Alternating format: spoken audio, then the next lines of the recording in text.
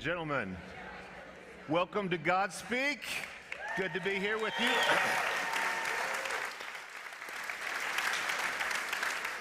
I found this guy out on the sidewalk. I thought I'd drag him in so that you guys could say hi. Yeah. Hi, everybody. Just want to let you know is this okay? I got to fix there. I was in Palm Beach. Got in at midnight. So I'm tired and you're all in my room and I don't like it. We had the Student Action Summit with Turning Point, and I didn't want to miss this event, so I went long enough to do the pastors event, and we had at least 200 pastors show up, which was, that's called the anointing. Yeah. When they anoint you. So we had about 200 pastors show up, and it worked out really well. And now, is this working at all? You guys know what you're doing back there? I always praise you every Sunday, but now? All right, good. I did want to come because I had the privilege to meet the young lady you're about to meet, and it was at a Turning Point USA event. I'd heard all about her. My brother swam for the University of Kentucky, and that's because back then the University of Kentucky swim program was terrible, and that's why my brother was able to make the team. No, I love my brother. But I am faster than he is, so I wanted you to know that. But then this young lady comes along and she turns the entire program around. The University of Kentucky was known for basketball. They were known for a little bit of football, but then women's swimming, all of a sudden it becomes a powerhouse. And she's a force to be reckoned with. And as she's getting ready to win the NC2A Division I championship in her event, some knucklehead decides to pretend that he's a woman and wants to compete against the women. Well, she tied him to the 100th of a second. And she is a, yeah. Thousandth of a second. I think it went to the 1,000th of a second. And that's like a fingernail. And she just held her own. And now she's become the spokesperson, and she didn't want this. What she wanted was to be an NC2A Division I champion. She's a lovely lady. She's married to a wonderful man, and now she's having to travel the country to defend women because the feminist movement disappeared overnight, and all of a sudden these beta males have taken over women's athletics. And the adults in the room aren't saying anything, and so now we have brave folks like Riley standing up, and her life was threatened right here in California, and so we wanted to take on the topic. And some of you are thinking, you guys are so judgmental. First of all, I don't know how you can come up with that. So we brought a doctor and a psychologist along, and they're going to give you evidence. And you can have your feelings, but this is going to be evidence. And you're going to get a chance to hear from Riley. And so we've got everything covered. And then we wanted a pastor's perspective. And so I figured Pastor Rick would be awesome for that. And I'm going to go take a nap. So yeah. Should we introduce him, have him come up? You take over. This is a relay right here. He's handing it off. Well, it is so great to have all of you together because I know that you guys love the Lord, you love our country, you love freedom. And when it comes to this whole trans issue, there's a point in athletics that you're like, for real. I mean, honestly, if somebody is an adult and they want to do their thing, whatever. But if they were competing against my daughter who had been an elite athlete working towards this her whole life, I would be fit to be tied. I would be in a total rage that a guy would step in and do that. So we understand that people that view us, we have a Christian worldview. I'll be sharing that. And it's really simple, the Christian worldview, right? God made them male and female, period. So it's like really short.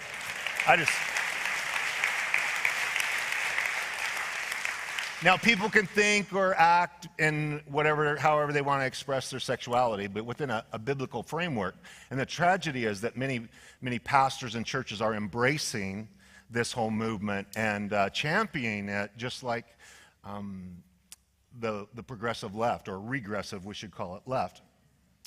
But we wanted to have a medical doctor to talk about the physical, right, differences. I don't care if you've been on hormone blockers for 10 years, the physical difference. And then we wanted to have a psychiatrist. So we have had these individuals have become friends of our ministry. They stand up for truth, and I would like you to please give a warm welcome. We're going to start with Dr. Barke, Dr. Jeff Barke. Come on up.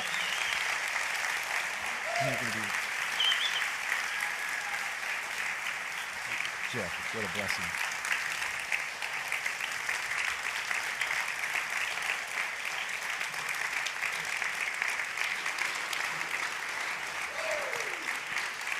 That's very sweet of you, especially since my mom Gloria is here to witness that. Dr. Barke has been a primary physician for 25 years. He operates his own clinic down in Orange County, and we're just so thankful that you're here to be able to speak to us. He had a bunch of slides. He reduced it to 10, and he's going to give us some instruction on that. But when we go from the physical, then we also have Dr. Mark McDonald, who is a psychiatrist, and he's also a medical physician. To be a psychiatrist, you have to be both. And he practices down in Los Angeles, focusing primarily on youth or children at this stage of what he's doing, as long as he can stay out of jail. And so please welcome our friend, Dr. Mark McDonald.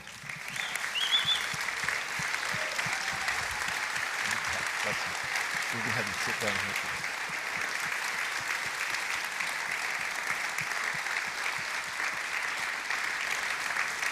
And while you're standing, because I know that some of you want exercise, but please give a Godspeak welcome to our friend Riley Gaines.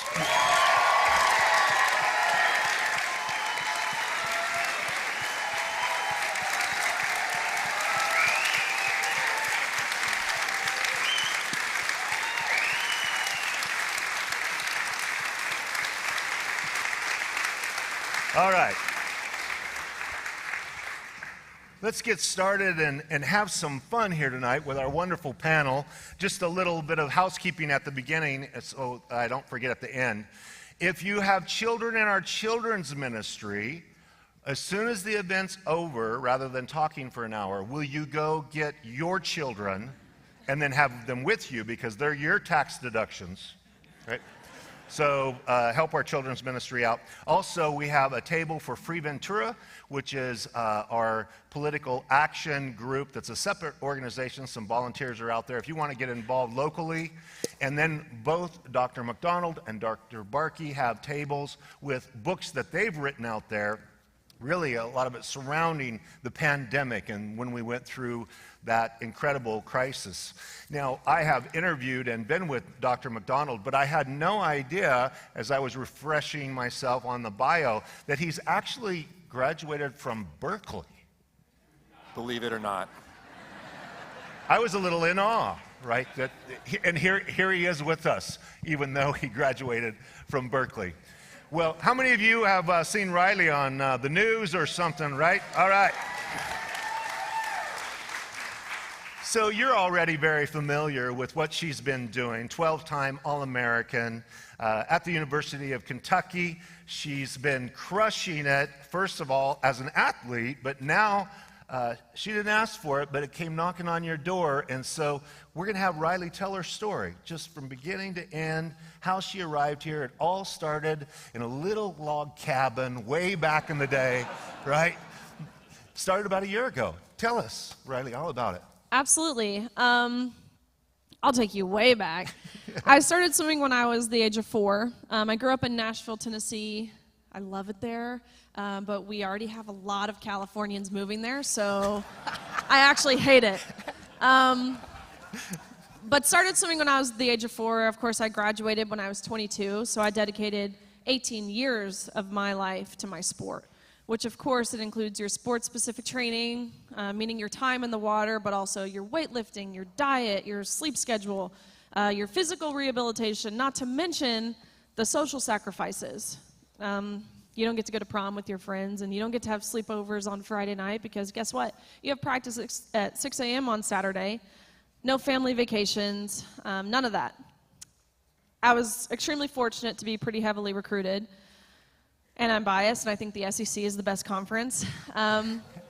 So I ultimately chose the University of Kentucky. And as Rob mentioned, it really wasn't a swimming school. We were, bottom of the barrel, pretty much. I made it my mission to do everything I could to help turn it around, and I had an amazing team and we worked really well together, an amazing coach, and we did just that. But my freshman year, really, I was essentially wrecked the entire year. So sore. I don't think I recovered at all. And I thought I worked hard in high school, but really, I had not. This is when we started practicing 6 hours every single day in the water. 3 of those hours were before 8 a.m. So you practice from 5 a.m. to 8 a.m. You go to school, go to class, all the things. You come back, you practice again from 1:30 to 4:30. We ate dinner at old people time, which is 4:45. And we would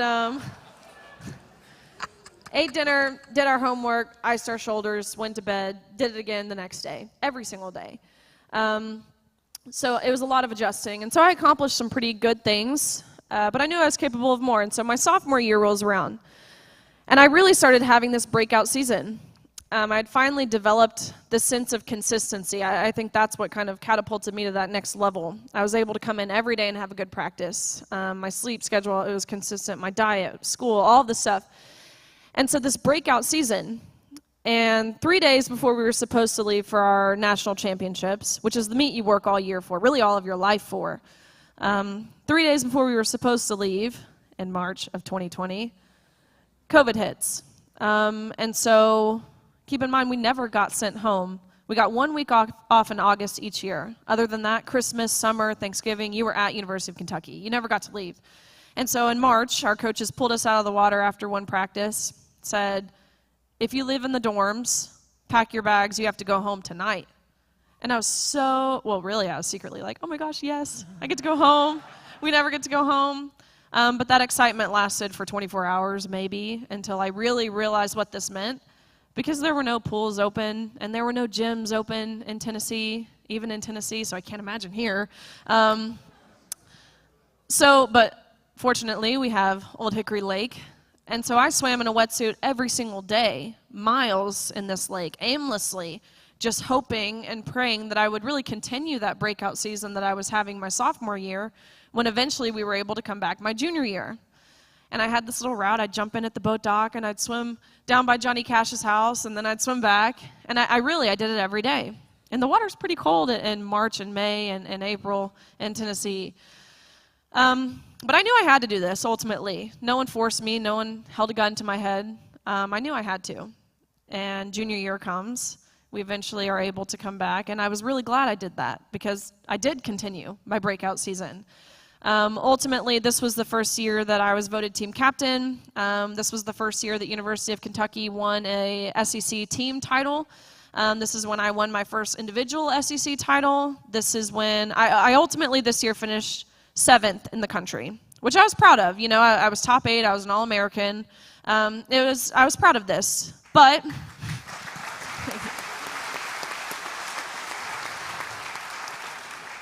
it was right then and there when I finished 7th my junior year that I made it my goal my senior year to win a national title, which would of course mean becoming the fastest woman in the country in my event. And so senior year rolls around, and I was right on pace to achieve that. About middle of my senior season, so about November of 2021, I was ranked 3rd in the country, behind the girl in second I knew very well. I was trailing her by merely a few 100ths of a second. She swam for Cal. We grew up swimming against each other because, like in most sports, right, you're top tier athletes, you know of each other, regardless of where you compete. And so I knew this girl very well. But the girl who was ranked 1st, who I had never heard of, it was just that. I had never heard of this person. And it didn't make sense, right? I'm looking up this name, Lia Thomas. This is the first time I became aware of this name on this database called USA Swimming, where it tracks your progression. And so if you looked up the name Riley Gaines, you would see my times from when I was 8 years old and on. And I'm looking up this name, Lia Thomas. There's no record of this person until that year. So I'm like, who is this? There was a lot of red flags, one of which this was a senior. They were from University of Pennsylvania, which doesn't historically produce fast swimmers. Because like most sports, right? Kentucky is historically a basketball school until we started losing to like the St. Peter's Peacocks or something. I don't even know. But no one came from University of Pennsylvania and was a good swimmer. This person was ranked first in the 100 freestyle, which is a sprint, and all of the freestyle events in between until the mile. And so if you think about this, a lot of people, I know a lot of people don't understand swimming, but if you think about this in terms of your Olympic runners, your best 200-meter runner is not your best marathon runner, but that's what we were seeing in this person. Those are two totally different skill sets, but this person happened to possess them both. And it didn't make sense. I was talking to my coaches, my family, my teammates, who is this person? And we didn't know until an article came out. In this article, at a blip of a sentence, as if we were supposed to just skip right over it, it says, Lia Thomas is formerly Will Thomas and swam 3 years on the men's team at University of Pennsylvania before deciding to switch to the women's team. And I was so shocked when I read this. But really, I did feel a sense of relief because it made sense, right? And so I say I felt relief because I then, on that database I was talking about, I looked up who Will Thomas was because I was curious, is this a lateral movement? Is this someone who went from ranking first to now continuing to rank first? Which is, of course, not what we saw. This was a mediocre man at best, ranking 462nd the year prior when competing against the men. But that's why I say I felt relieved, because I thought the NCAA would see it how I saw it, and how my mom saw it, and how my teammates saw it, and how my coaches saw it, and how anyone with a brain would probably comprehend this. But the NCAA did not see it that way. They saw absolutely nothing wrong with allowing Thomas to compete against the women, which they announced about 3 weeks before that national championships in March of 2022. And so that first day was the 500 freestyle, which is not an event that I do. And so I watched on the side of the pool as, to no one's surprise, Lia swam to a national title. He beat Olympians. He beat American record holders. I mean, these are the most impressive, these aren't scrubs, these are the most impressive female swimmers this world has ever seen. And he beat them by body lengths, seconds. And swimming is a sport that's measured down to the 100th of a second. So to be beating every girl in the country by body lengths, that doesn't happen. And so the next day of competition was the day that Thomas and I raced in the 200 freestyle. We both swam in the morning, we both qualified top 8, so we come back that evening and we race. And almost impossibly enough, we went the exact same time down to the 100th of a second. So we tied, which is pretty rare when you're racing for 1 minute and 40 seconds to go the exact same time, not even separated by 1/100th, which shows me that God most certainly had his hand on this. And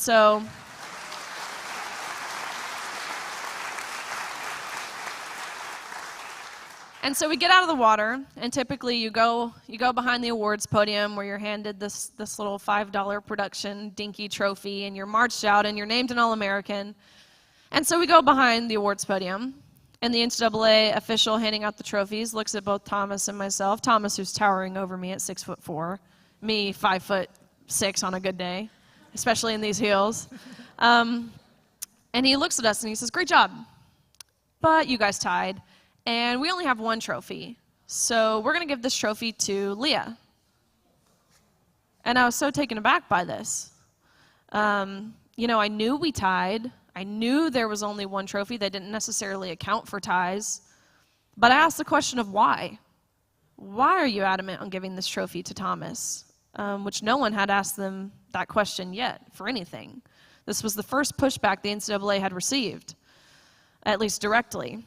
And they didn't give him a script of what to say when someone asked why, especially when it pertained to this tie. And so he kind of stumbled and he was, well, we're just doing this in chronological order. And so I said, okay, G comes before T. So what are you being chronological about? And again, he didn't have an answer. And I actually appreciate his honesty, because he looked at me and he said, well, they've made it clear that Lia has to have the trophy when pictures are being taken. We can let you pose with this trophy, but you have to give yours back. Lia takes the trophy home. You go home empty-handed, end of story. And that is when, that's ultimately what thrusted me over the edge. Because I knew, of course I knew up until this point that the unfair competition was wrong, and I knew the locker room was wrong, and I knew how we were being silenced was wrong. But when they reduced everything we had worked our entire lives for, 18 years of my life for, down to a photo op, to validate the feelings and the identity and the self-perception of this male at the expense of ours, that's really just when I was no longer willing to lie, because that's what they were asking us to do.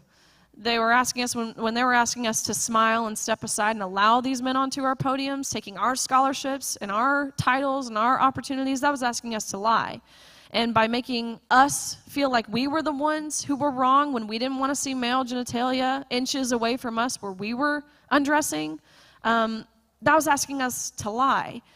And I couldn't do that anymore. I remember the exact moment when I was standing on that podium holding this trophy I knew I had to give back, which, let me reiterate, I didn't want the trophy, right? I'm a 12-time All-American. I have lots of those at home. It wasn't the tangible object of the trophy that I was upset about. It was the principle behind it. And so in that moment, I cowered for a long time. You know, from November when I found out who Thomas was until March, I didn't say anything. I mean, we talked amongst ourselves. I talked to my coaches who were very much in agreement with me. I talked to my teammates. We all agreed, my parents, you know. But I didn't say anything. And it's because I was waiting for someone else to. I thought surely a coach would do it.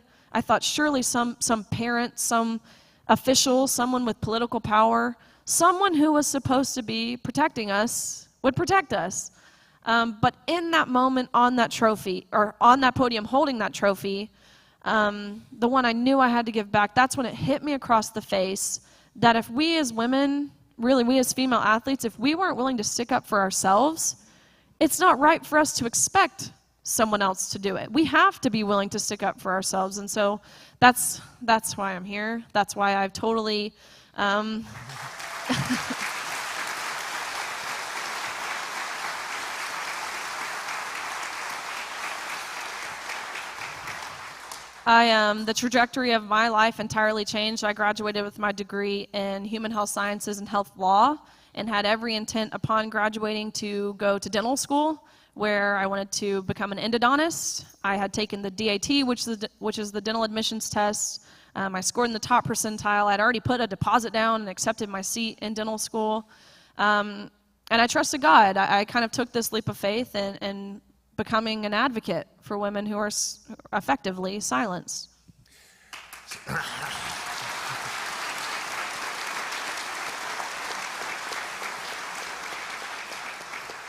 You launched because the reporters were trying to get somebody to have a quote at the end of it, the tournament, because they were hoping for something juicy, and you gave it to them. I did. I think we can all agree swimming is not a sport that garners media attention. But this meet was special because there was a lot of media attention, left-leaning, right-leaning, everything in between. And these reporters were desperately reaching out to swimmers. They would find your name on the heat sheet. They would go to your Instagram profile, Twitter, whatever it was, and they would reach out. My inbox was full. And so no one would provide them a quote. Everyone was scared. We had all been instructed, even me at University of Kentucky. Our sports information director demanded that if we got interview requests, we had to forward them her way. And she didn't say why. And so when I was getting all of these requests, I adhered. I was like, okay, maybe they just want to be kept in the loop. And so I sent her the request, and she responded back with, "Thanks, I declined it for you." And I was like, hold on. Yeah. You didn't tell us you were going to decline it. You told us to keep you in the loop. And so I very quickly told her, I didn't ask you to decline it. I can handle that myself. I was just letting you know. And she responded back with, "Remember, you represent University of Kentucky." And those are the tactics, the emotional blackmail that they use to keep us quiet. In the administration, when you guys you pushed back on Lia coming into the locker room also, didn't you? I mean, you didn't know that Yeah. he was going to be in there. Yeah, we were not forewarned we would be sharing a locker room. No one told us that we would be undressing next to a 6'4", 22-year-old male who was fully intact and exposing male genitalia until we were undressing next to a 6'4", 22-year-old man who was intact with and exposing male genitalia. I can't even describe the feelings of course it's awkward. First of all, I'll set the scene. A swimming locker room, it's not a place of modesty. These suits that you put on, it takes about 15 minutes to really poke and prod and tuck yourself into these suits. But 15 minutes of which you're fully exposed. But it's also a place of buzzing and chatter and laughter. This is the one meet each year where every team around the country, if you qualify, you get to see your friends. I mean, it's the one time a year, so it's a lot of talking and laughter. And so, and I think we can acknowledge how locker rooms in general aren't comfortable. But growing up a swimmer, you almost become comfortable being vulnerable in that environment because you've always done it.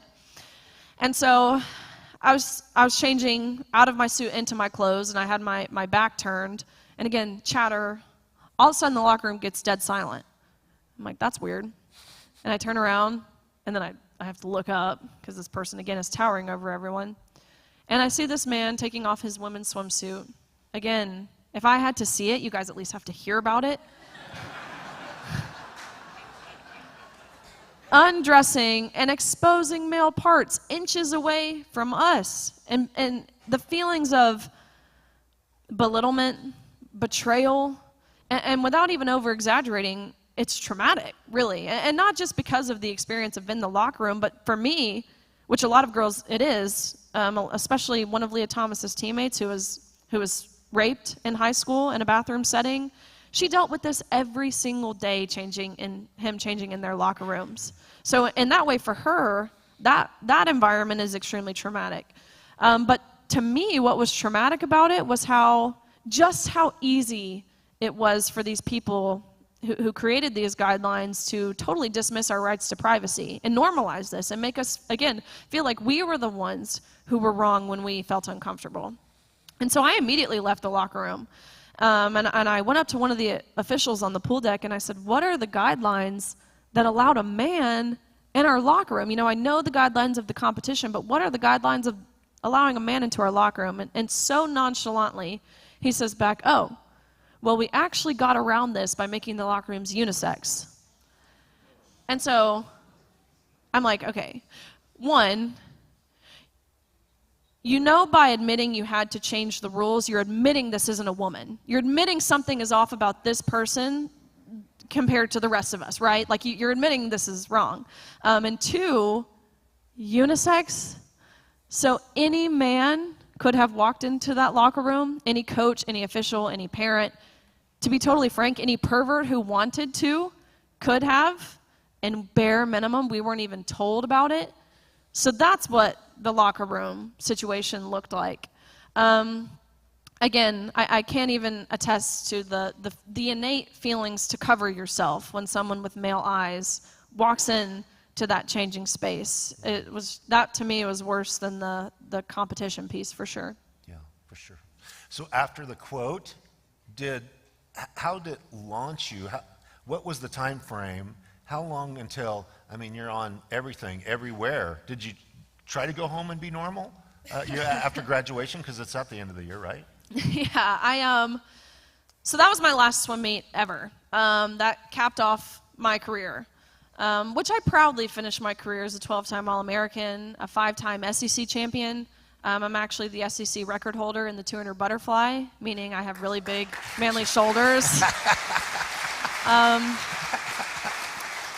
But 2-time Olympic trial qualifier, SEC Scholar Athlete of the Year, SEC Community Service Leader of the Year, a lot of amazing things that I was really proud of. And this meet kind of capped it off. But what I did before I even gave a quote to this lady is I called my athletic director at University of Kentucky. His name's Mitch Barnhart.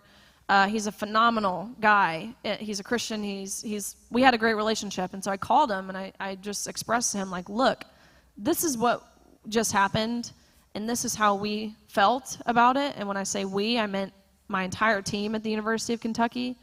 Because you're the captain, right? Yeah, I was team captain, and I made sure to facilitate these conversations. I made it very clear how I felt, and not a way that was demeaning or hateful. I just wanted everyone to feel like they could voice how they felt, regardless of whatever that looked like. But of my team of 40 girls, there's 40 girls in our team. Imagine the drama when you have 40 girls on your team. And being captain of that, that's really fun. But of the 40 girls on our team, 38 of them felt the exact same way that I was expressing. And so I called him and I told him, and I said, how do you feel if I take a public stance in acknowledging this is wrong? And I will never forget what he said back. He just said, Riley, I love you. I support you. He said, and this is where it spoke to me. He said, speak your heart and stay true to your convictions, and don't worry about painting this university in a bad light. But I thought nothing of it at the time. I was like, okay, thanks, bye. Hung up. Oh my gosh, he's the only one who's done that, which again is why it's a blessing I ended up at University of Kentucky. But anyways, that I picked this girl from the Daily Wire, of the many reporters in my inbox. And this Daily Wire story really took off. And I think for a couple reasons, really. One of which being sports is just something that resonates with everyone. It's really not boring, like the environment or the economy. Everyone loves sports. And I think people got to see the severity of what we were dealing with. I think when you hear the term trans woman, you think of someone who is fully committed to transitioning, has gone through the surgeries, has computable testosterone levels to women. But what we swam against was a man who just grew out his hair. So I think people finally got that picture in their head. And so this Daily Wire interview very quickly turned into Fox, and very quickly turned into CPAC, and being pulled on stage with President Trump. Unbeknownst to me, I had no idea he was going to do that, but he did. A lot of really incredible opportunities and doors that were open, none of which I felt equipped for. I still don't feel equipped for. When I had to do my college comms 101 public speaking classes, my face would turn the color of a tomato. But I realized God has kind of blessed me with when you're passionate about something, those nerves go entirely out of the window. So it turned into that, and which was great. I was shedding light on the issue, but I began to feel as if I was preaching to the choir, right? Every old man who watches Fox already agrees with me. How could we? He's also eating at 4:45. But my dad is one of those, so I'm allowed to say that. But how could I reach the people who don't watch Fox? How could I reach the people who don't agree with me? And that's when I began to, just on my own, reach out to CNN and MSNBC and a lot of the local stations like Kentucky Sports Radio, which you would think Kentucky Sports Radio, who covers all things UK sports, would cover this, and they weren't, so I reached out. A lot of the local stations to Nashville, and every single one responded back with, we don't want to give you a platform to spread your hate. And this Kentucky Sports Radio guy, we had an hour-long conversation on the phone as to why I'm a bigot and as to why he wouldn't cover this story, which blew my mind. It's his job to cover Kentucky sports, and he wouldn't do it. And so this was the first time. I mean, I knew media bias existed. I knew it was out there. I knew it was real. But this was the first time it hit me that they want us to be divided. They want the division. They don't want unity. Make no mistake. That's not what gets clicks. That's not what gets likes. They want division. They were actively reporting on these stories, yet I was offering to provide them the perspective of someone who was actually on that pool deck. I was willing to tell them about the tears that I saw from the girls who placed 9th and 17th and missed out on being named an All-American by one place. And I was willing to tell them about the extreme discomfort we all felt in the locker room. And I was willing to tell them about the whispers and the grumbles of anger and frustration on that pool deck from those girls just like myself who worked our entire lives to get there. Yet they didn't want to hear it. And so I kind of continued on, I guess, becoming a right-wing grifter, it's called. Continued doing Fox. I said yes to every opportunity. a podcast could reach out to me with one viewer, and I was saying yes. I was putting myself in the position where we couldn't continue being ignored. It was great. I felt like I was shedding light, but I got to the point where I felt like I was complaining. I'd said the same thing over and over again, and changes weren't being made. How could I make impact? I wanted to do something where changes would be made. And that's when I started entirely out of my own dime, at first traveling state to state, testifying on behalf of these fairness in women's sports bills being put forward. When I started testifying, I think back in 2020 there were 3 states that had passed some sort of fairness in women's sports bill. Now there are 22 states that have done such.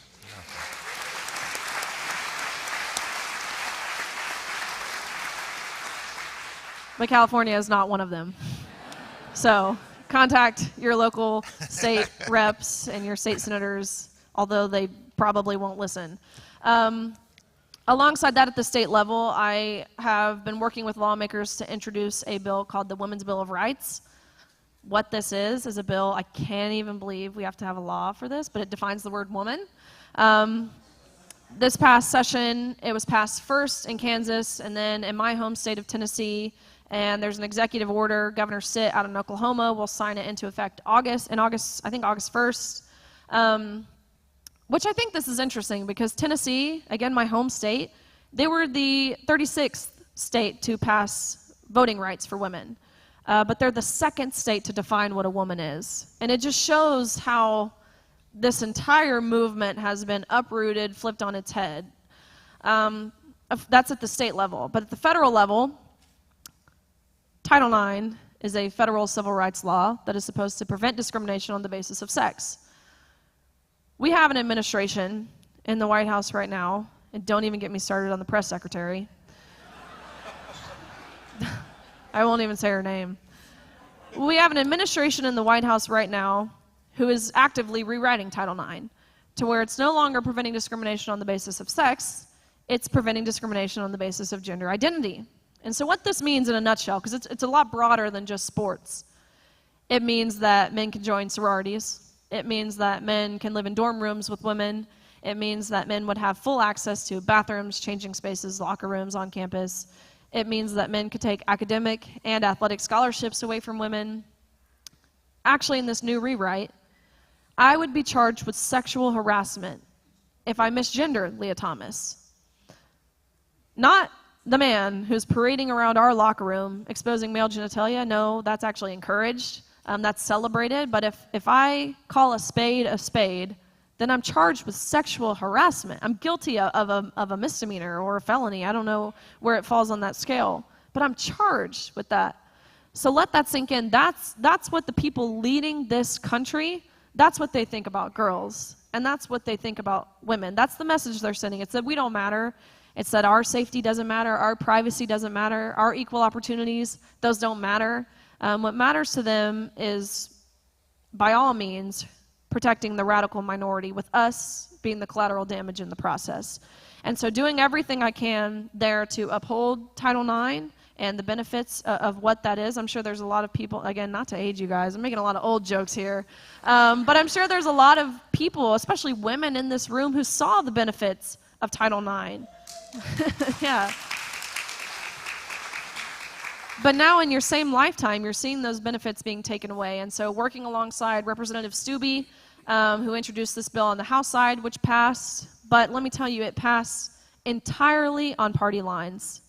Every single Democrat, every single one, all 203, voted in opposition of protecting women and girls.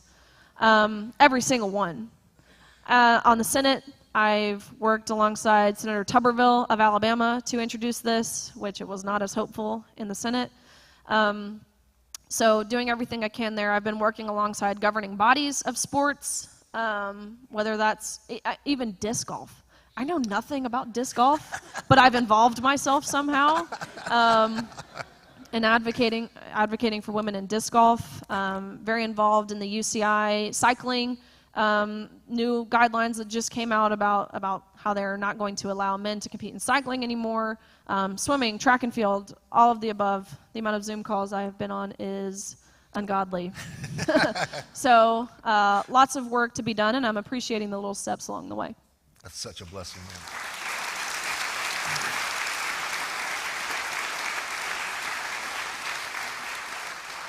Well, we're really talking about fairness in competition, where you have to be competing. They have weight classes, in wrestling or boxing when there's going to be physical aggression. We have all of these determining factors. So we want to talk about fairness, and we're getting your perspective as a athlete, especially. That race It was really a time like Esther, for such a time as this. That race, because I asked you last night at our event, do you think we would be sitting here with Riley Gaines if that experience had not have happened, if they let Lia go home with the trophy? To be honest, and I hate to admit this, right? But no, I don't think that I would be here, to be entirely transparent, because it would have been really easy for me to kind of ride off into the sunset with the life that I had planned. Again, scoring in the top percentile of dental school, accepting my seat, putting the deposit down, which is money you don't get back. Putting the deposit down, I had just married this 6'4" British guy who now has a southern accent living in Nashville, and it's really cute. It would have been really easy for me to continue on with the plans I had for myself, but I realized the quickest way to make God laugh in your face is to make plans for yourself. And so, but yeah, unfortunately enough, I do think I had to be directly impacted in the way that I was before I felt passionately enough to stand up for it. And that's not to say, again, I knew it was wrong. I knew it was. And I think that's the position that a lot of us were in. We all knew it was wrong, but we weren't willing to alter the course of what we thought we had for our lives to really demand respect and demand safety and privacy and fairness. Well, I think that's the thing we have to mention. Most of us are peaceful people that just want to go about our lives and not engage, but it's when they come after you or you have some direct encounter that I think people finally, like the moms that stood up when their kids at school, moms said, okay, that's enough, you're coming after our kids. From a Christian worldview, and I know that people's perspective of where we're coming from is a very simple biblical worldview. Genesis 1:27 says, so God created man in his own image. In the image of God, he created him. Male and female, he created them. That's one verse, first chapter in the book of Genesis. And then Jesus reaffirmed that in a conversation in Matthew 19:4. And I love how he asked them the question, have you not read? And none of these people have read exactly what the Lord has to say about it, that he who made them at the beginning made them male and female. You just mentioned UCI, which is the Union Cyclists International, and they backtracked. 2 months ago, they doubled down to have transgender men compete against women, and they just yesterday, on Friday, they said after experts from the scientific, legal, and human rights fields, sporting institutions, were able to present their respective positions, the current state of scientific knowledge. So we're coming from a Christian spiritual worldview, right? But even a third grader can see the logic of this. But they're quoting their scientific knowledge cannot guarantee that any physical advantage would be eliminated after undergoing hormone therapy treatments. It was necessary to take this measure to protect the female class and ensure equal opportunities. Now, this is based in Europe, correct? Yes, it is. Which are not known for their conservative ideals. No, they're not. But notice, even in Europe and a lot of those countries over there, now, how they're taking the approach to gender-affirming care, they're saying, hold on, this is life-altering, and it's irreversible. And so they've put a halt on that over there. And as you mentioned, that's not the typical ideas that they embrace. Yeah. But here in the U.S., we've taken the opposite approach.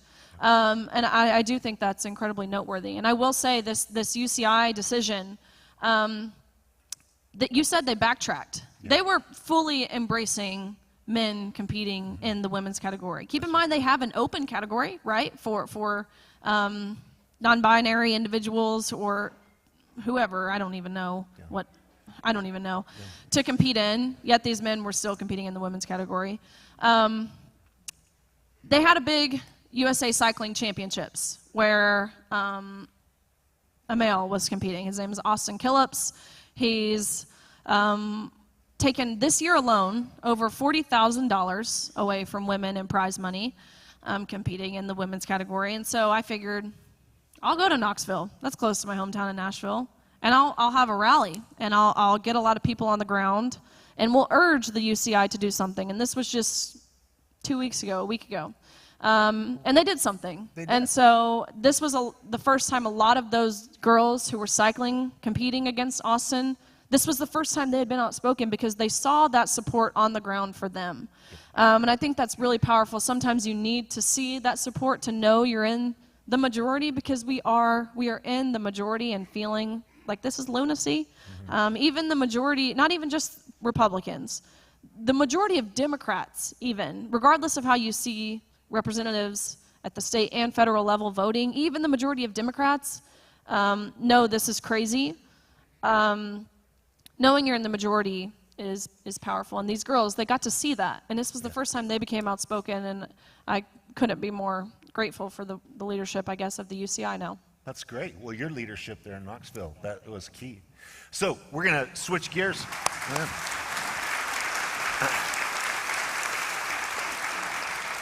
So Dr. Jeff Barke is going to share with us, and just in case you're not convinced, you know, like a third grader could be about these differences, Dr. Barke walked through the advantage of muscle density, bone density, or however you want to share. I know you have slides. Take it away. Thank you. Well, first of all, thank you, Pastor Rob and Pastor Rick. It's truly humbling and an honor to be invited back to your home here at Godspeak, especially for a Jew to be invited back here at Godspeak.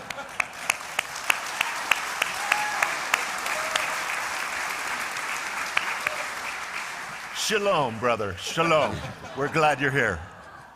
And Riley, what an honor to share the stage with you. I'm just blown away. And for all of you, and Free Ventura, thank you for putting on this event. It's truly important that you're all here, and we hear Riley's story. Absolutely. So I was having a conversation with God last night. Actually, it wasn't a conversation. I was talking to him. And Rob and Rick insist that he listens, so I got that going for me.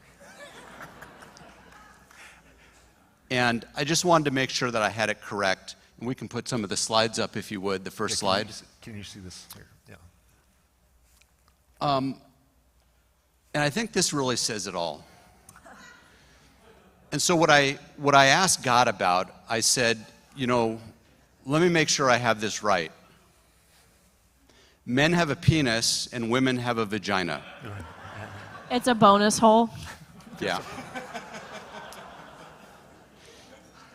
There aren't cases where women that for whatever reason want to transition to a man decide that they're going to compete with men. Of course not.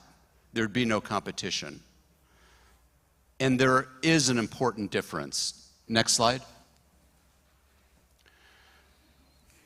So the bottom line is there's a chromosomal difference, right? Men have XY and women have XX. And no matter what the surgery, no matter what the hormones, no matter what the intervention, you can't change that. I don't care what you look like. I don't care how you dress. At the end of the day, you simply can't change that. Next. And I found my own biblical passages to kind of confirm that from the Old Testament, or we call it the Hebrew Bible. And I'm pretty confident that when Moses was getting the 10 Commandments, Moses asked about the 11th one, and God said, it's so obvious, Moses, you don't actually need that. And that is, men have a penis and women have a vagina.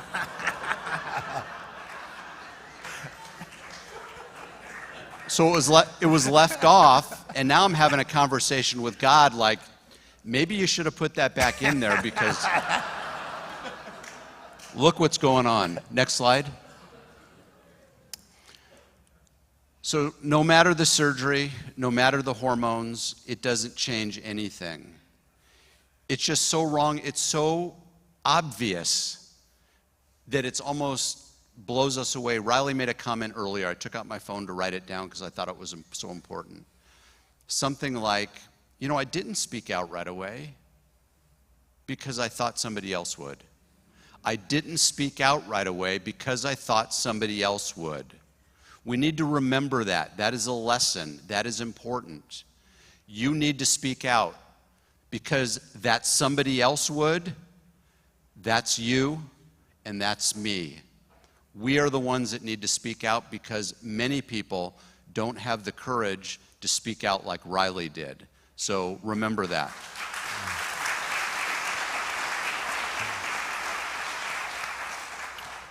Next slide.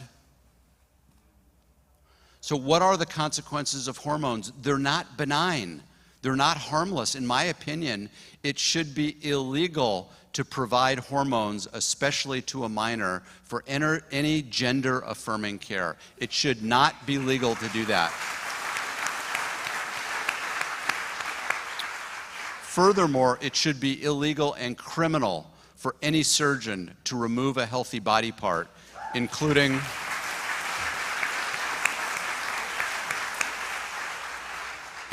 a healthy woman's breasts or male genitalia. Now they whitewash the names, right? Oh, you're just going to have top surgery or bottom surgery. Let's call it what it is, and it's mutilation, and it shouldn't be allowed.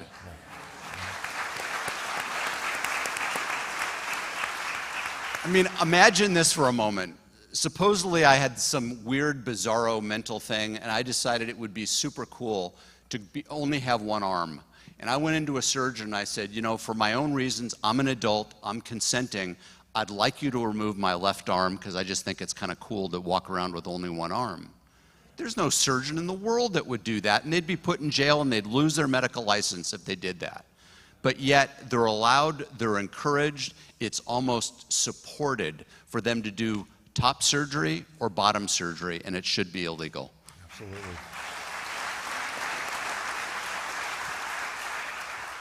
This I just wanted to show you. It's obvious, but I wanted to put it on paper or in print or what have you.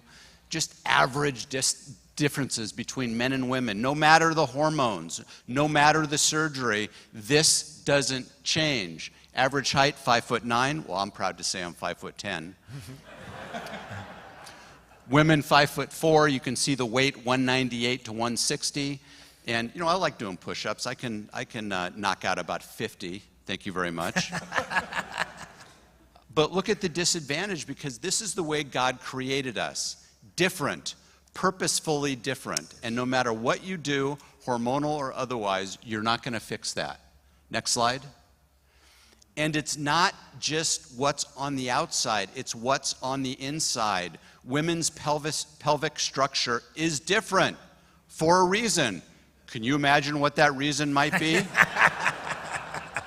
No matter what they tell you on CNN, men cannot give birth.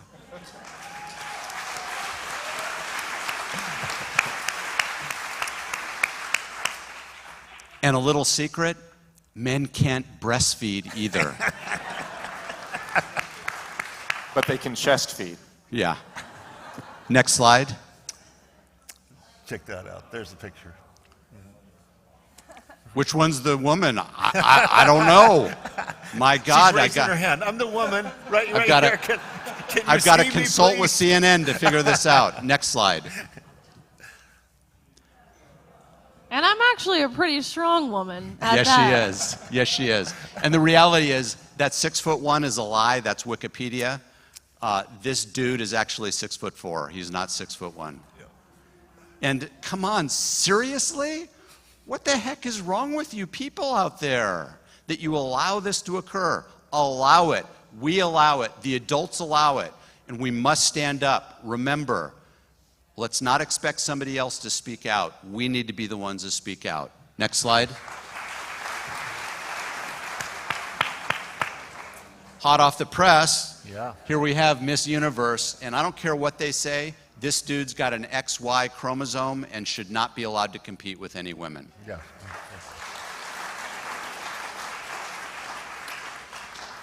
I think that's my last slide, and I just want to let you know, Riley, you are a hero, and keep speaking out.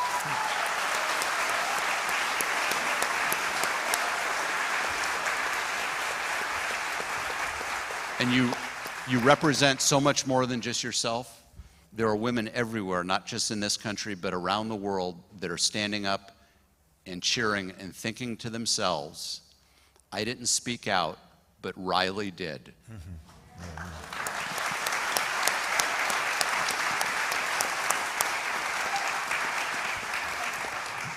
Just a follow-up question, Dr. Barke.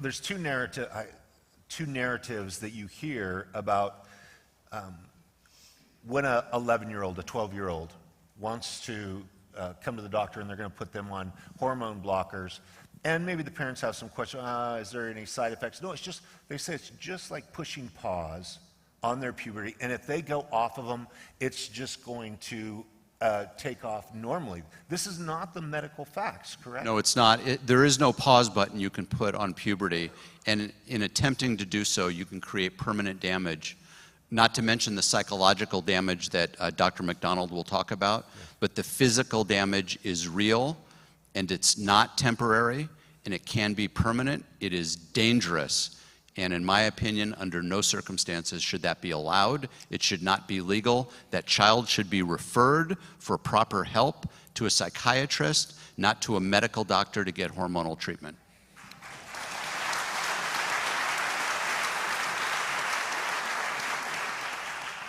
If you would not affirm a family, let's say somebody comes into your practice, they want their child to start this.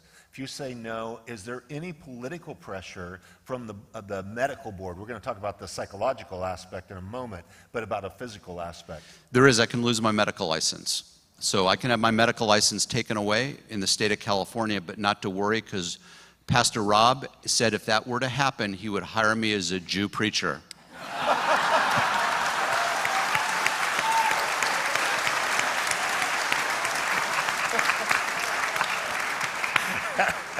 And we're bringing back that 11th commandment, baby.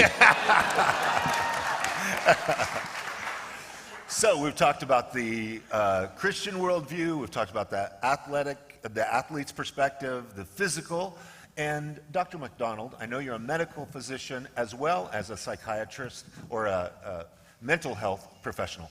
And so just take us down the road, because you work with youth, and just share with us what's going on. I mean, they're changing the medical journals to re-identify, instead of gender dysphoria being a condition to get treatment for, it's now going to be described in a different way. I was on the live podcast just on Thursdays, that was 2 days ago, with Dr. Drew Pinsky here in LA, and I spoke about this on his show, and I gave him a summary of what's happening right now in the medical literature and in the psychiatric therapy community. And he's a pretty well-informed guy. He's a physician. He focuses on substance abuse and homelessness on his show. He goes all the way back to the Adam Carolla days of the 80s when I was in high school. Loveline, basically it's like a shock jock show for teenagers who call up and say, hey, I just had sex with my mother's new boyfriend. What do I do about it? Oh my God. But he's knowledgeable, and I gave him the summary, which I'll give to you in a moment, but I just want to let you know, to highlight the lack of awareness and insight, even on the part of people who should know better. His response was, well, I'm just not so sure it's this black and white. I think there are some people in certain cases that do need to get this treatment and this help, because if we deny it to them, and I cut him off, and I said, Drew, you're operating on a couple of flawed premises. And Dr. Barke went over them. The first one is that if you're a boy, you can become a girl, and if you're a girl, you can become a boy, and men and women vice versa. I said, that's not possible, for the reasons that he just described. It's not possible. No matter how much you want to or desire to or feel that you can be or want to be the opposite sex, you will never be that. Never.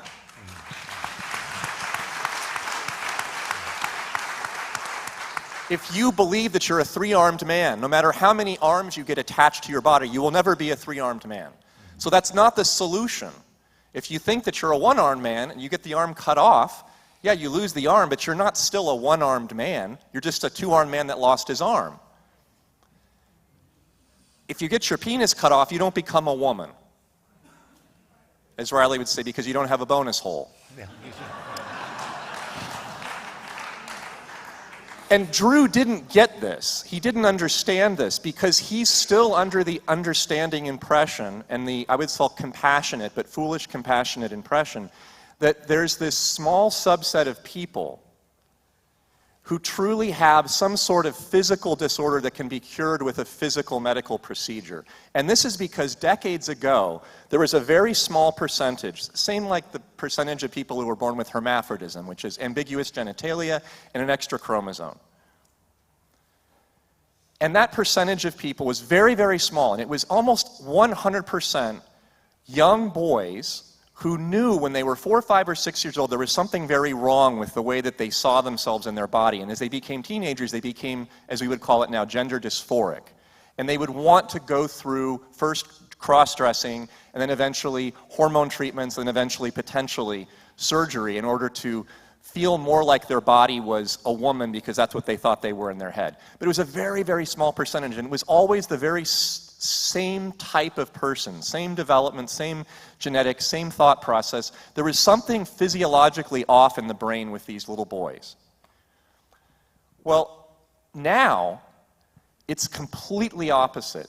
Now it's mostly adolescent, meaning slightly older, girls who are now wanting to become boys. And they're wanting to become boys in an exploding pattern throughout the country, like little hotspots of social contagion, as Abigail Schreier described it in her amazing book on this, Irreversible Damage. And these girls never, ever, when they were little girls, thought that they were boys. They just assumed, desired, became infatuated with the idea of becoming boys as they got into the pre- and peri-pubertal stage, where they try to develop an identity. They caught something that was a social virus. So many people today, even Drew Pinsky, don't understand this transition. And because they don't understand it, they still think this is a bona fide medical disorder. It is not. And there's two groups of people involved. The first group, which is the group that unfortunately Riley had to contend with, they don't have an actual transgender illness at all. They're simply opportunistic young men who want to take advantage of a movement in order to bully girls and make them feel good about themselves. They're basically narcissists. Lia Thomas is a narcissist.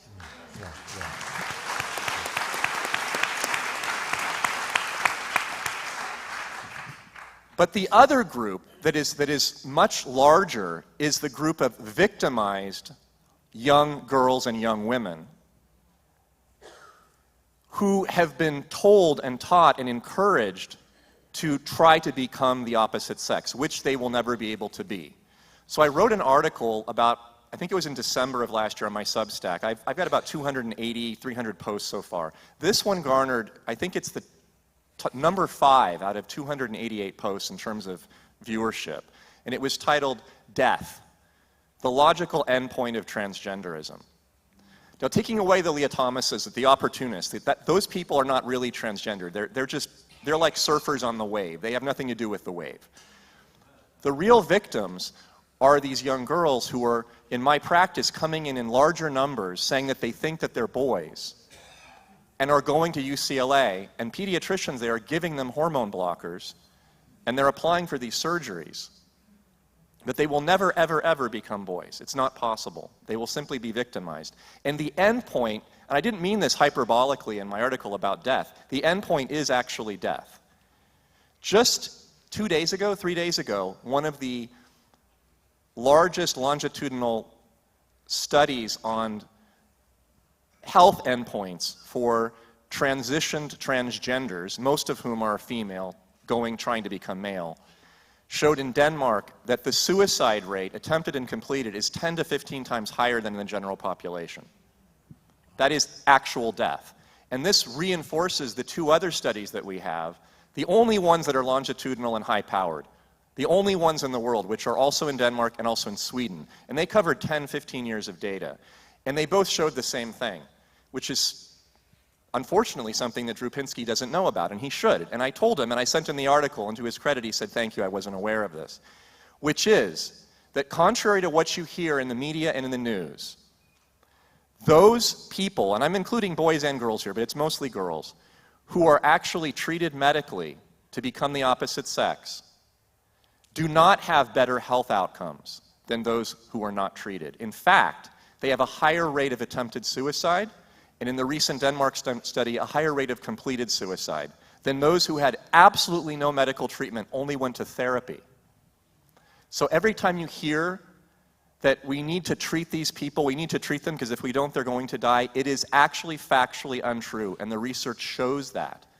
The end point, the necessary end point of the transgender treatment of children through medical means is actually death. So what is the appropriate treatment for this? Not the Lia Thomases. That appropriate treatment is probably some form of prison. I'm talking about real transgenders. Those who sincerely believe that there's something wrong and are truly mentally ill. Well, it's mental health care. If you had a body dysmorphia, if you thought that your nose was too big, or that you were anorexic and your body was too fat, that you were actually normal weight, would you as a physician say, well, just cut the nose off because you think it's too big, or we'll just starve you because you think that you need to be thinner? No, that would be considered appropriately so, as Dr. Barke said, medical malpractice.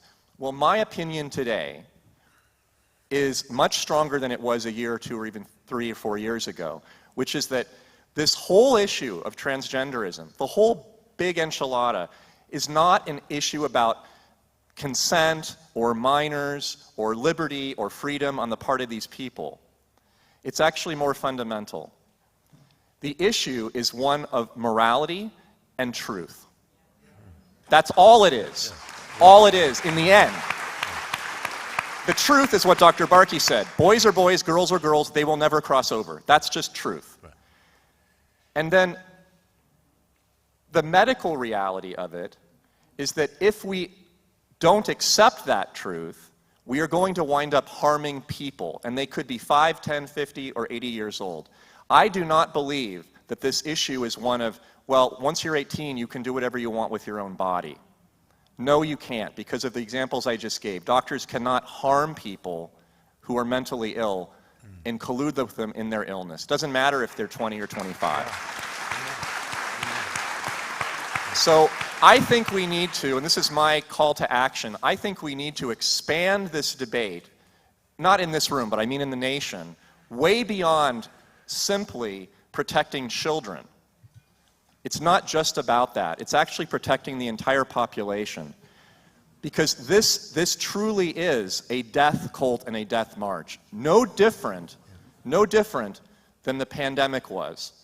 And no different than the next one will be, which I believe will be the environmental death march. Yeah. I think that there is a movement that is pro-death in this country, and they are trying to end our lives. Mm-hmm. And they're using the masks, the shots, the transgenders, the environment as their vehicle to do that. So we need to see the bigger picture. And the bigger picture is always seen most clearly by looking at what is true and what is real, and not getting pulled away by our naturally good humanitarian instincts to be compassionate. I'm sure Riley was told many, many times, don't be mean, be compassionate. And of course, she's a compassionate woman. We're all compassionate, but we're being used, our compassion is being used to do bad things because we are not standing up for truth, as she did, and as we all need to do, because truth, even though it may hurt, is always the best form of compassion.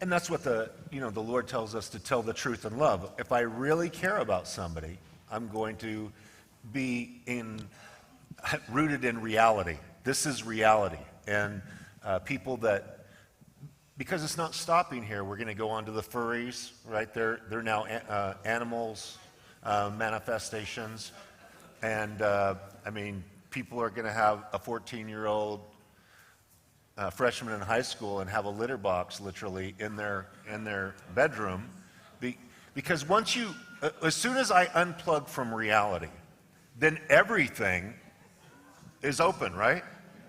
I mean, if I want to self-identify as, you know, Princess Diane reincarnate, no, because honestly, you now don't have a framework to talk about issues, because if you're in Never Never Land of fantasy, then all bets are off, right? We're going into delusion. So, Riley, hearing Dr. Barke and Dr. McDonald, you got any follow-up questions or things that it provoked in your mind, what you saw or what you're hearing in all of the dialogue that's been going on around this issue? I will say, Dr. Barke, your first slide that came up that said, where are the women competing in men's sports? There's something I want to touch on that I think the media has done a terrible job of covering, which is at that national championships where we had Lia Thomas, right, who was a male transitioning to female, competing against the women. At that same meet, we had another trans athlete. But this trans athlete was a female transitioning to male. Swam at University of Yale, was named Izzy, now goes by the name of Isaac, had a double mastectomy, swam in a Speedo only as a female, and we were told we had to use he, him pronouns when referring to this person. Again, at the women's national championships. And so imagine, just put yourself in our position of the shock in the finals of the 100 freestyle. So the top 8 swimmers in the country, okay? You have a man who's in a women's swimsuit with a bulge. Next to this man, you have a woman who's swimming in a Speedo with scar marks under her chest, and we were supposed to call him a him. I'm sitting there looking at this, and I'm like, I'm in the Twilight Zone. Like, this is it. Like, God, just come back now and just take us with you, because what is happening? And again, they said nothing about it. They didn't affirm that it was crazy, nothing. They just acted as if we were supposed to be totally not question it. And so I say this because, first of all, Izzy, Isaac, finished top 5 in the country as a woman, right? But if we were really basing this off gender identity, like the Biden administration says, like the IOC says, like the NCAA says we're supposed to do, if we're really basing this off gender identity, then why did we have someone who identified as a male competing with us? And I can answer this. It's because Izzy, now Isaac, would have and actually will never be able to compete at that same level against the men. And now, Izzy is competing with the men at Yale as a top 5 finisher in the entire country as a woman, dead last every single time. Every single time. I watched one of her meets this year, and the only male swimmer she beat was a male swimmer with one arm. Whoa. He probably didn't just cut it off because there probably was something that happened there. Riley, was there ever a sense to simply say, no, we won't get in the pool? We're not going to swim? Yeah. This is actually something before I raced I inquired about. It was really hard. Again, I knew how we all felt because I saw those tears, and again, the whispers amongst ourselves, we were all kind of grumbling, like, what is going on? And when he would walk by, we'd be like, look, there he is. So I gathered how we all felt, and again, I knew how my team felt. It was really hard to try and convince people, especially at this top level, right? With a lot of this being their last swim meets ever, including myself. we didn't think it was right for us to have to sit out. We didn't want to compromise. We didn't want to make sacrifices. And so, but I inquired. I asked one of the officials before the race. I said, what happens if, you blow the whistle to get on the blocks and I don't get on the blocks? He said, well, that's why we have alternates. Someone would gladly take your place if you don't get on the block. And so that's when I made my decision in my head, okay, I'll race the race, but I'm not going to get on the podium. That was going to be my form of protest. And then we freaking tied. And so I'm like, okay, if I don't get on the podium, there's not even an empty spot. So there's no message that's being sent because there's no visible opening. And of course, it was the message, the impact that I was going for. And so then I'm thinking to myself in these brief moments after finishing, do I get on the podium? Do I not? Ultimately, I, of course, decided that it would be beneficial to get on the podium because just like you said in your picture, you could visibly see the differences. You could see how tall he was. If you saw the full picture, you could see how big his feet are. You could see those things. And so I thought maybe they did it to me. They made it about optics. So I'm like, maybe I'll make it about optics. I'll get on the podium, I guess. And I really, for the longest time, I kind of rejected the notion of boycotting. I thought, no, women, we shouldn't have to sacrifice anything. Legislation will fix this. And I was very naive to think that. And it wasn't until I saw it fall with all 203 Democrats voting in opposition of this, and I saw protecting women and girls become partisan, that's when I realized if we waited for legislation, too many girls are going to be hurt in their sport. Too many girls are going to be exploited in a locker room. Too many girls are going to lose out on opportunities in the meantime if we wait for these people who are supposed to be doing the right thing to do the right thing.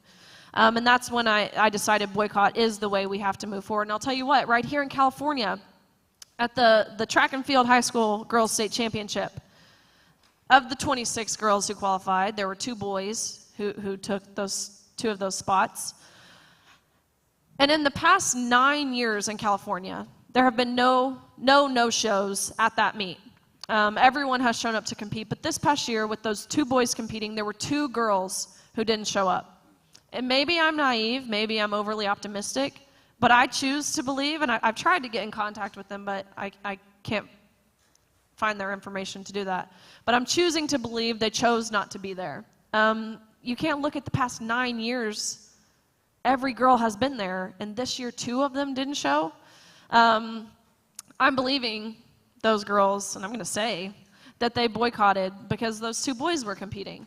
And I am now. I think a boycott is effective, but not just for women. I think men need to take a stand here.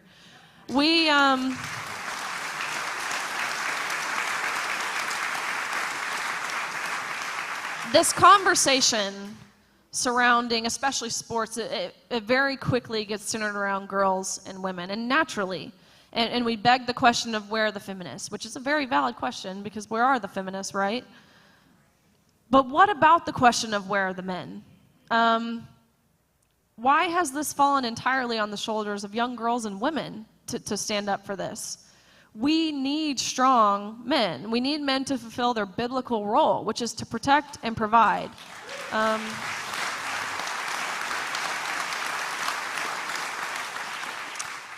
We live in a society where we've deemed masculinity as toxic and bad and this undesirable trait.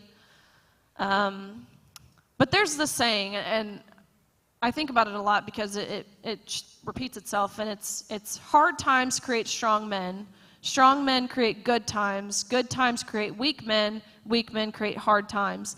And it's incredibly interesting because you can see this play out throughout history, and I think the last time we had a culture full of strong men was during World War II. But we're now in this part of the process where weak men have created hard times. We can only hope that these hard times garner strong men again, but we need to expedite this process. And so parents, my call to action is to, of course, defend your daughters, but teach your sons masculinity.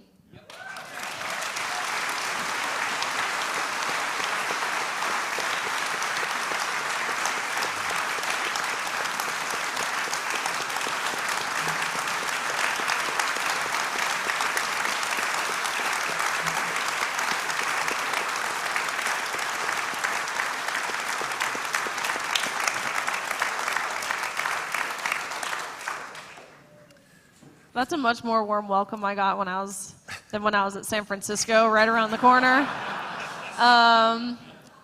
Because I know you alluded to it a minute ago, but really I was held, well, first of all, I delivered a speech very similar to what we talked about today, right? There are two sexes and you can't change your sex. And for saying that, I was assaulted. I was punched by these men who were in the guise of being a woman, dressing as a woman.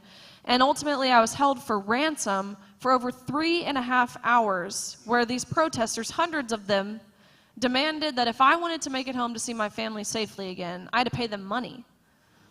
The police who were there, who were barricaded in the room with me, did nothing. They actually told me they couldn't be seen as anything other than an ally to this community. The school, the university, there's been no repercussions. There's been no expulsions, no arrests, none of that. Actually, the university, the day after, and I missed my flight home. I had to spend the night in San Francisco, which is everyone's worst nightmare, but I had to do it. Missed my flight home. I didn't end up getting out of that room until midnight, where ultimately the police essentially fed me to the wolves because all the protesters, they formed a diamond around me, 20 or so police, and we pushed through and we made it outside. And then once we made it outside the building, where there were more protesters, they were like, have fun. No police escort. No one made sure I got anywhere safely. None of that. But the day after this happened, the university, the vice president of student affairs, her name is Dr. Jamila Moore, she sent an email out to their student body. And in this email, I am so proud of our brave students for handling someone as personally abhorrent as Riley Gaines in the manner that they did. There was nowhere where she condemned violence. There was nowhere where they said, we uphold the value of freedom of speech. There was none of that. She applauded their brave students and then continued to go on to say she knows how deeply traumatic someone like me can be on that campus. And here are some counseling resources for all of those affected by Riley Gaines' incitement to violence. And then I'm like, who is this lady? And I look her up on Twitter, and she had me blocked. I'm like, what? So yeah, thank you for the applause.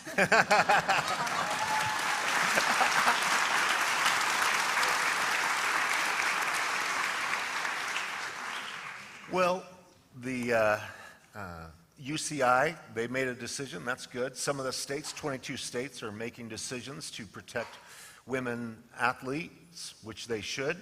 But where's this going, doctors, with California is now going to be an asylum state, right? If somebody, the laws that are coming down towards families, if a family member does not affirm, if you don't affirm Dr. McDonald, I mean, you really only have one choice, right? You must affirm according to the pressure. Your medical license will be in jeopardy with the laws that are getting more forceful, correct?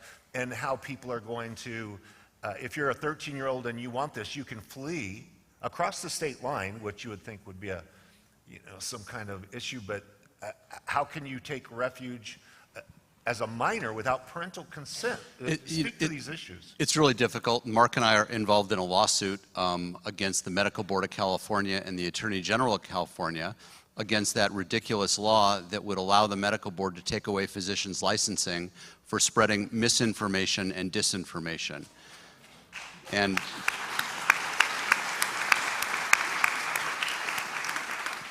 there's a reason why people are leaving California, including doctors.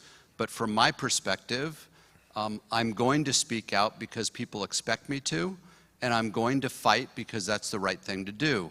And if it means going to court,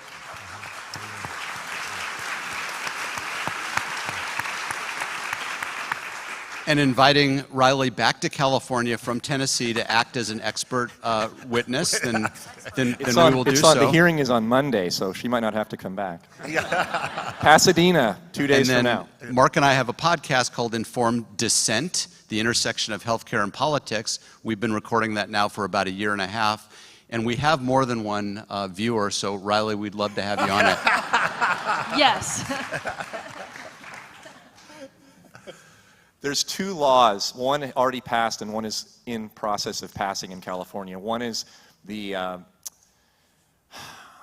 I would probably describe it best, it would probably be best described as a transgender sanctuary law.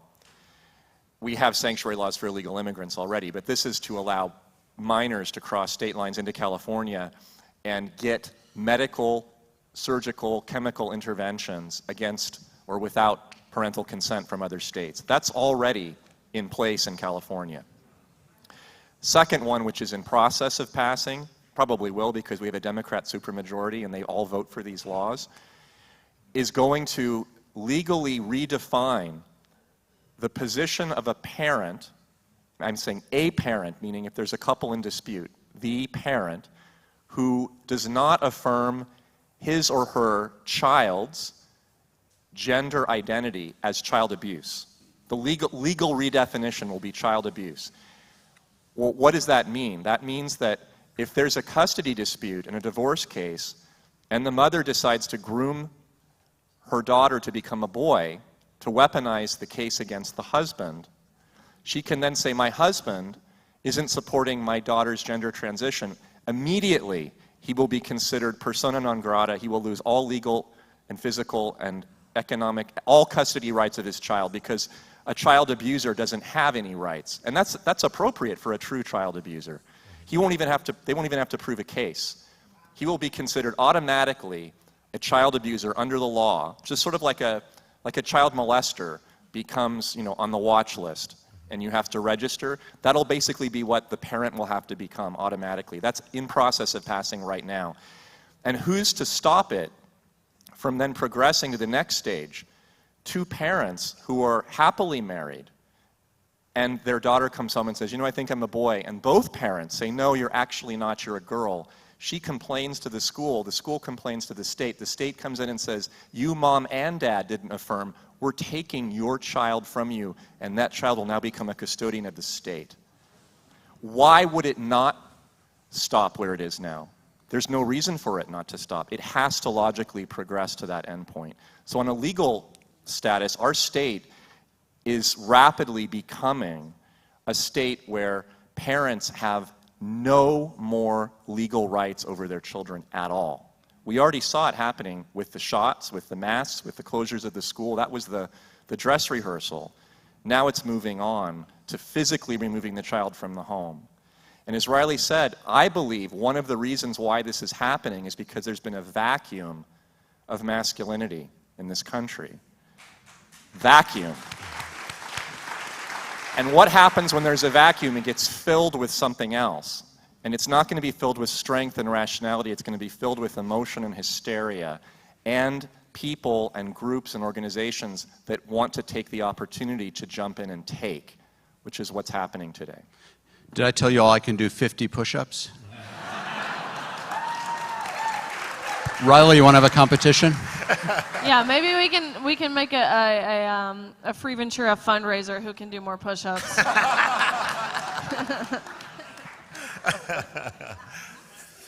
Any last thoughts? I guess one more question is there a trend you've noticed in the people transitioning? Because I'll tell you something that I have found to be true. A lot of the people being victimized, as you mentioned, which I think is a very appropriate word for it, are people who have experienced some form of deeply rooted trauma, such as sexual abuse in their past, which I would imagine makes you hate your body and feel as if you don't belong, and maybe that leads to wanting to transition. And I've noticed a ton of autistic young children being preyed on, and ultimately they find their identity in this, and they're kind of consumed by it. So is that something that you all have seen in your practice as well? Yeah, I mean, it's horrible. There's a female patient in my practice. Actually, my daughter went to high school with her. She transitioned to be a boy. She's up in Berkeley studying women's gender studies or something. And she's now with a partner, a guy who transitioned to a girl. And mom is a patient of mine, and mom feels terrible, obviously. And I said, well, at least she's happy now, right? And she said she's never been more miserable. She's on psychiatric medications and in counseling. My very first transgendered patient was not last year, 2 years ago, 3 years ago. It was actually 8 years ago. It was a twin, 2 girls. I believe they were around 14 years old at the time. And one of them came out as a lesbian. The other came out as a boy. Both girls were victims of a mother who was committing Munchausen's by proxy, which means that she was making her 2 daughters physically ill in order to gratify her own narcissistic needs. The father, meanwhile, as Riley said, this is premonition of what happened and has been happening in the last few years, was basically AWOL. And I don't mean AWOL like unsupportive dad doing drugs. He was emotionally AWOL, physically AWOL. He was just lying on the couch, just sort of terrified to take action, to control and restrain his abusive wife. He allowed his 2 daughters to be eaten by wolves, essentially. And this was 7 or 8 years ago, and this was the first time this had ever happened to me. And I lost that patient when I told her, when she came to the office one day with short cropped hair and a t-shirt and jeans on, and said, I've just discovered, with this smile on her face I had never seen in 2.5 years of treating her, this joyfulness, this almost manic kind of grin. Not a healthy happiness, like something that wasn't earned, that kind of happy. And she said, I discovered why I've been so unhappy. I said, well, how did you discover this? She said, well, remember that teen therapy group you sent me to? I said, yeah. It was a teen therapy group I never referred to after that, by the way. Run by a young therapist in her 20s with other girls. She learned that she was a boy in her teen therapy group, and that was the reason why she was so unhappy. So she came in and told me this, very excited, hoping that I would say, congratulations, now let's just give you some hormone blockers and get the top surgery. And I looked at her, and very calmly, with as much compassion but also directness as I could, I looked at her in the face and I said to her, I said, no, you are not a boy, you're a girl. And you will never be a boy, but I can certainly help you with the problems that you're struggling with right now by continuing to work in therapy. Her face just fell. She got up, she began crying, she walked out of my office. I never saw her again. That was 7 years ago. Now this is happening every single day. Not in my practice necessarily, but across this United States. Yes. So things are getting much, much worse. And it's happening largely because people are not willing to be honest and truthful about what's going on. And as long as we do that, we're not going to solve this problem.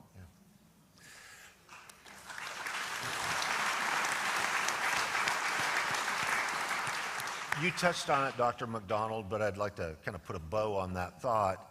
I was really wondering, from your perspective, what's going on in a man's mind that he thinks it's somehow like the gratification to move and transition, say, Lia Thomas, from 3 years of being 462nd in his categories to, and you just said they're just narcissists that are riding this wave. He's not really struggling with the issue that for lack of better terms, a person that's genuinely struggling with transgender. He's just there for the medals, the trophy. I think this is an important distinction because, as I said, 20, 30 years ago, most of the transgenders were boy to girl, and they were young boys who, after a number of years of knowing in their mind and being convinced that they were actually girls, finally said, I really think I need to become a girl. But a very small percentage, but it was all boys. Now it's flipped. So is that the same group? No, it's not. We have a new group now, and there's 2 of them. The first group are the predators, and that's the Lia Thomases. That's the group of older men who have discovered that they can't actually succeed as a man. They may have balls, but they don't have any balls. Right? So they're basically taking advantage of a new movement in the country that they can use to bully and abuse women to gratify themselves, either for money, for power, for fame, or for sex. That is a very, very different and absolutely new group of transitioners that we did not have 10 or 15 years ago, certainly not 20. And the other group is the victimized girls. And those are the girls that are prepubertal and peripubertal who are suffering an identity crisis. They are not narcissists. They are not trying to hack the system. Well, how could they? A girl competing against a guy is not going to win, right? So they don't have any way to beat the men. That's not what their goal is. Their goal is to find themselves. That's always been the goal of young girls, to find themselves, but they've done it in healthier ways. Now that path is being co-opted. It's like somebody jumped into the car and said, no, let me drive it. I'll find the path for you. And they're taking them down the wrong path. So I think that we have to make this clear distinction between the two groups, because if we throw them all into the same bucket, I think that we're doing truth a disservice. I never saw this male to female transition group before. This is all new. And the female to male one is also new in a sense because it's a different age group and it's a different type of suffering. But I do think that the girls to males now are primarily victims of some form of abuse.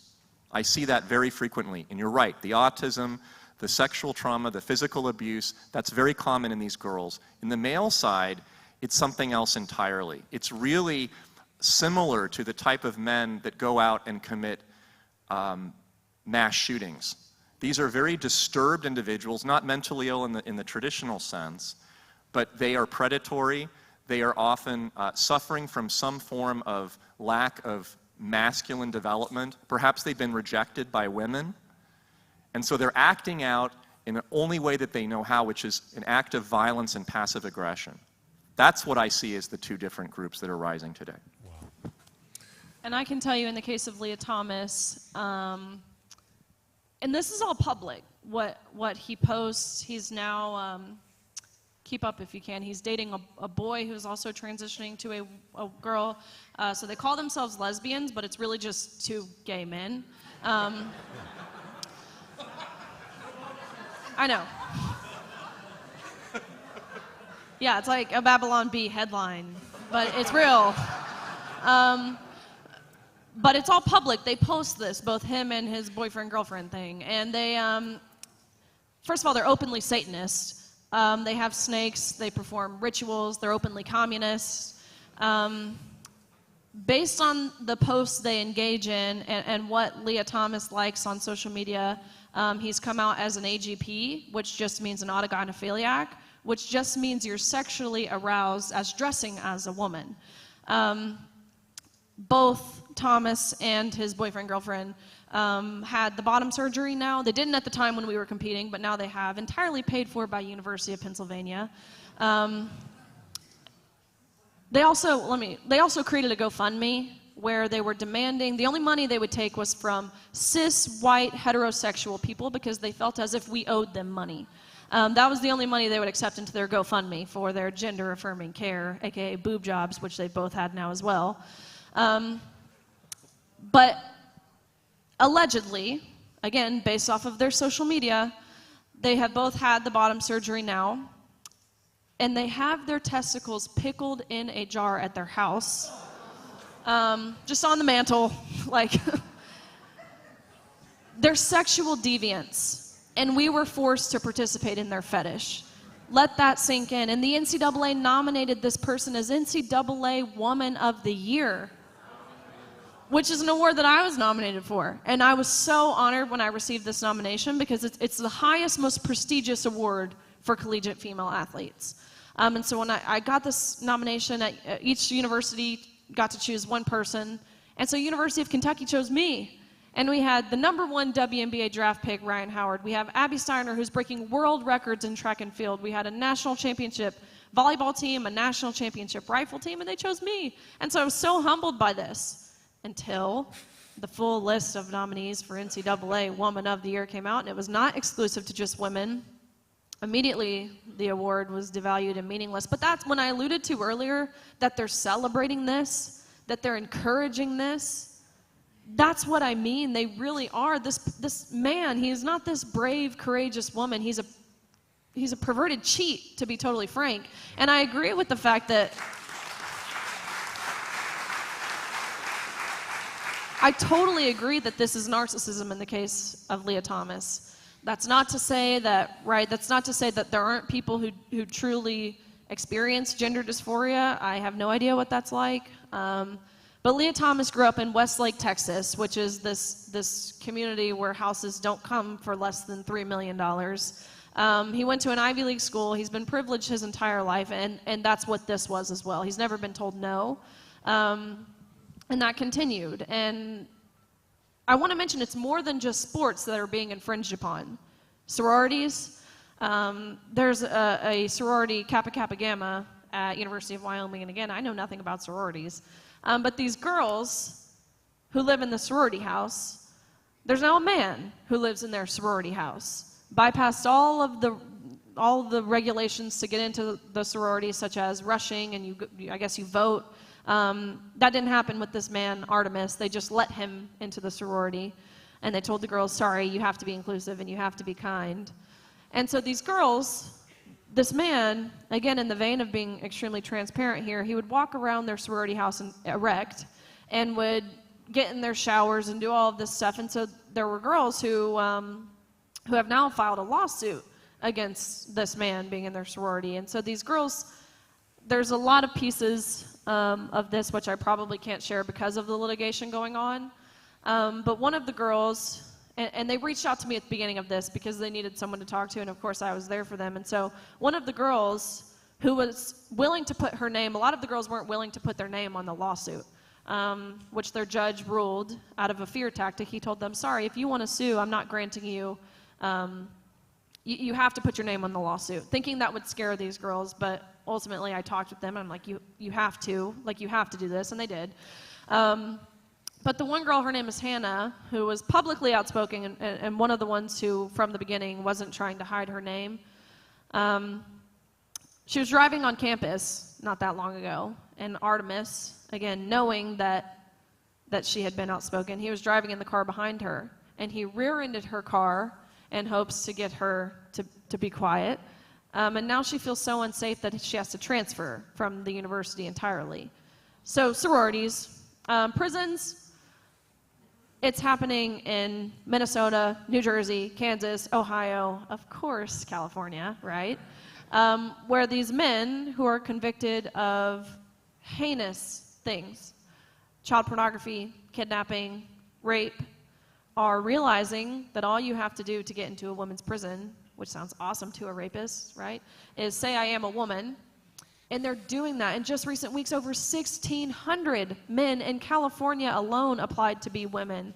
And so again, it's not to say that every person is transitioning to take advantage of the system, but how can we not acknowledge how people are taking advantage of the system? And again, with us as women being the collateral damage in the process, because again, outside of just sports, you don't see women going into men's sports. You don't see women going into men's prisons. You don't see women going into men's restrooms. You don't see the language that pertains to men changing. It's only woman. It's only mother. It's now cervix haver, a uterus owner, a birthing person, chest feeder, bleeder, menstruator. We have a bonus hole. Why aren't we seeing those terms that explicitly apply to men, such as their genitalia, or again, the term erection? I don't know if I'm allowed to say that in a church. I feel bad saying that in a church. My dad would kill me.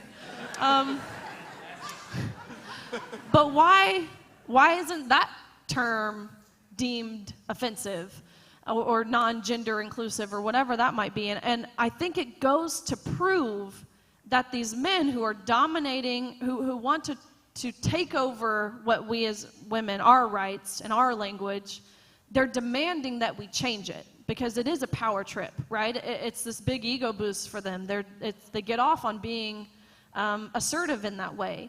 But these women who are transitioning to men, it just proves the inherent differences psychologically and within our characters as women to be agreeable and to be, I guess, more empathetic and compassionate. And we're not demanding that. Even notice how, in regards to saying enough is enough, really. When Bud Light threatened men, and they put Dylan Mulvaney on that can, men immediately boycotted. And immediately there's like 27, they've lost $27 billion.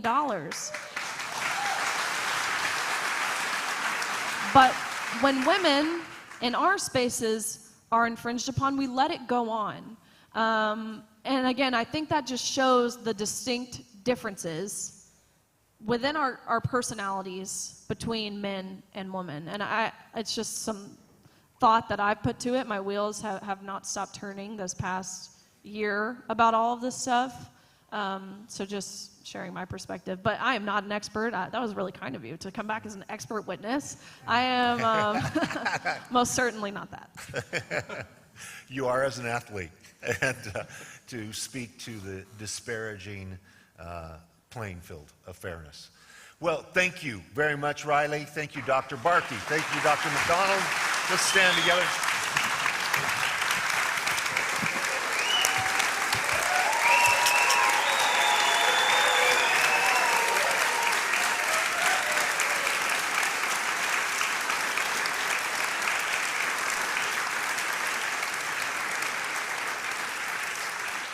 Hey, join me as we close in prayer. Father, thank you for brave people that have courage, that tell the truth in love. Lord, we ask that you would give us wisdom, all of us, that can be a voice, that can make a difference, somehow to push forward the truth, connection to reality, and love in the sphere of influence that you've given each one of us. Lord, we especially pray, Lord, as we depart, we just pray for Riley, Dr. Barke, Dr. McDonald, that you would continue to have your hand on them, protect them, give them courage and strength, and give them wisdom as they navigate the minefield of the cultural war that's going on in our country. Lord, thank you for your word that gives us the connection to reality and to have a solid foundation to build our lives on. In Jesus' name, and all God's people said, amen. Thank you. Thank you so much. What a blessing.